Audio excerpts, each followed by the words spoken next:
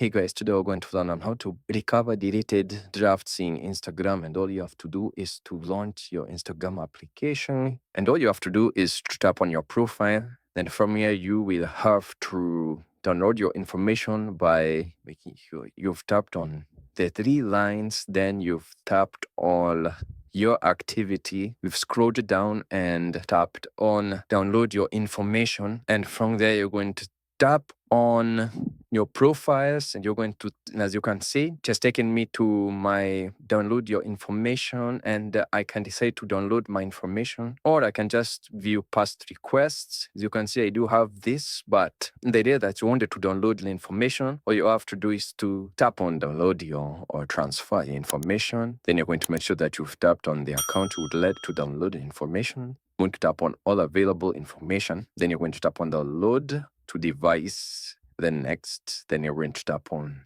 create files. And from there, as you can see, if we scroll down, our information is being processed. And after it is done, you're going to tap on the download. Once you tap on the download, you're going to tap on enter your password, and then it's going to be saved on your files. Then you're going to be able to see those drafts that have been deleted. And thank you guys for watching this video. Please do like, share, and subscribe, and I'll see you guys on the next video.